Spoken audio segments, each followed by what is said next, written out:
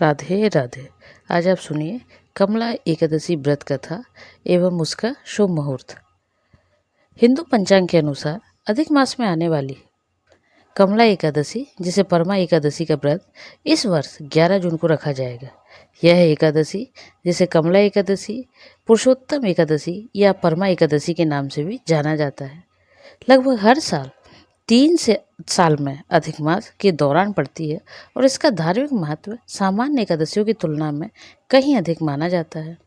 इस विशेष दिन को दुर्लभ पुण्य का महापर्व कहा जा रहा है। पंचांग के अनुसार ज्येष्ठ अधिक मास के कृष्ण पक्ष की एकादशी तिथि 10 जून की रात्रि 12:58 से प्रारंभ होगी और 11 जून की रात्रि 10:37 समाप्त होगी।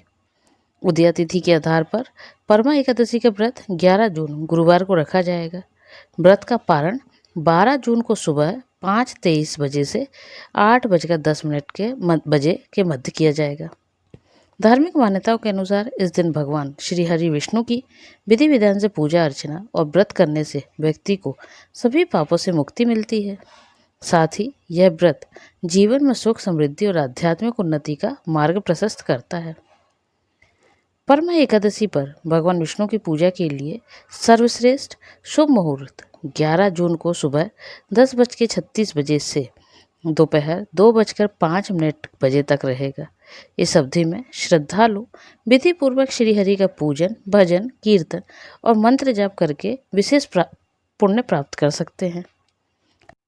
अब आप सुनिए कमला एकादशी व्रत कथा। युधिष्ठिर ने श्री कृष्ण से पूछा कि अधिक मास के शुक्ल पक्ष में कौन सी एकादशी आती है और इसका क्या फल है। इस दिन कैसे व्रत करना चाहिए। पाप का नाश और पुण्य का दान करने वाली एकादशी के महात्म्य का वर्णन कीजिए, जिसे इस लोक में करके मनुष्य परम पद को प्राप्त होता है। भगवान श्री कृष्ण ने कहा, राजन, शुक्ल या कृष्ण पक्ष में जब भी एकादशी प्राप्त हो उसका परित्याग ना करें, क्योंकि वह मोक्ष दिलाने वाली है। अधिक मास की दोनों एकादशी खास होती है। अधिक मास की 2 एकादशी हैं। इनमें एक पद्मिनी एकादशी है और एक परमा एकादशी है। कल परमा एकादशी है। इसे पद्म पुराण में कमला एकादशी का नाम दिया गया है। पद्म पुराण में कहा गया है कि कलयुग में तो एकादशी ही भव बंधन से मुक्त करने वाली, संपूर्ण कामनाओं को पूरा करके आपको सुख देने वाली और सभी पापों का नाश करने वाली है। एकादशी रविवार को किसी भी समय इस एकादशी का व्रत करना चाहिए। इससे विष्णु भगवान प्रसन्न होते हैं। विष्णु के प्रिय भक्तों को एकादशी व्रत को छोड़ना नहीं चाहिए। युधिष्ठिर ने पूछा कि श्री कृष्ण कैसे जीवन मुक्त होते हैं तथा विष्णु रूप कैसे होते हैं। मुझे इस विषय को जानने की बड़ी उत्सुकता हो रही है। भगवान श्री कृष्ण बोले, जो कलयुग में भक्ति पूर्वक विधि के अनुसार निर्जल रहकर एकादशी का व्रत करते हैं, वे विष्णु रूप तथा जीवन मुक्त क्यों नहीं हो सकते हैं। एकादशी का व्रत के समान सब पापों को हरने वाला और मनुष्यों को समस्त कामनाओं को पूर्ण करने वाला पवित्र व्रत दूसरा कोई नहीं है। इसलिए इस दिन व्रत कर रहे हैं तो दशमी को एक बार भोजन, एकादशी को निर्जल व्रत और द्वादशी को पारण करके मनुष्य श्री विष्णु के समान हो जाते हैं। पुरुषोत्तम मास के द्वितीय पक्ष की एकादशी का नाम कामदा है। जो इस व्रत को करता है वह इस लोक और परलोक में भी मनोवांछित वस्तु को पाता है। जो इस एकादशी को विधि पूर्वक पुष्प, धूप, नैवेद्य, औक, फल आदि के द्वारा भगवान पुरुषोत्तम की पूजा करनी चाहिए।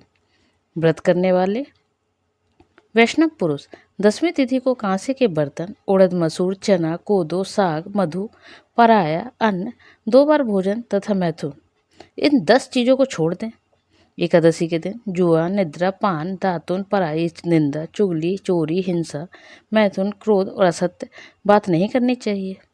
इन 11 चीजों से दूर रहना चाहिए और द्वादशी के दिन कांसे के बर्तन, उड़द, मसूर, तेल, असत्य भाषण, व्यायाम, परदेश गमन, 2 बार भोजन, मैथुन, बैलपीठ पर सवारी, पराय अन्न और साग, 12 चीजों को छोड़ देना चाहिए। अगर कहीं घर से बाहर है तो कोशिश करें कि एकादशी का व्रत के दिन घर पर रहें।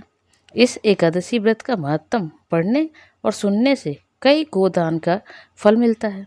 कामदा एकादशी का व्रत किया और रात्रि में जागरण करके श्री पुरुषोत्तम की पूजा की है, वे सब पापों से मुक्त हो गए हैं।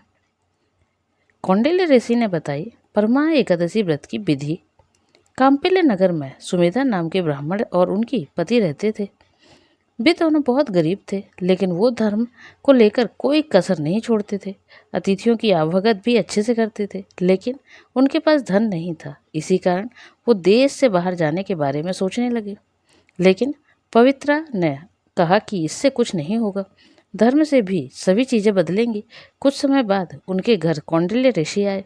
दोनों ने उनकी सेवा की और उनके अपनी गरीबी के बारे में बताया। उन्होंने पूछा कि किस कारण हम इतने गरीब हैं। इस पर ऋषि ने कहा कि अधिक मास के शुक्ल पक्ष की परमा एकादशी का व्रत करो। इस दिन भगवान विष्णु की पूजा, व्रत, दान और रात में उनका जागरण करने से दुख, पाप और दरिद्रता दूर होती है। सुमेधा और पवित्रा ने पूरी श्रद्धा से विष्णु जी की पूजा की और यह व्रत किया। इसके बाद उनके लिए चीज़ें बदलने लगी और उनके जीवन में धन आने लगा।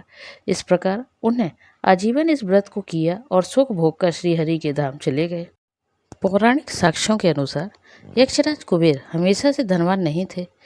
वे शिवजी को मानते थे, लेकिन एक बार जब वो गरीबी के कारण बहुत परेशान थे तो उन्होंने शिवजी से अपनी गरीबी का कारण पूछा। इस पर शिवजी ने बताया कि वो अधिक मास की एकादशी का व्रत करें। उन्होंने उन्हें एकादशी से अमावस्या 5 दिन के व्रत को रखने के लिए कहा। कुबेर ने पूरी निष्ठा से इस व्रत को किया और धर्मार हो गए।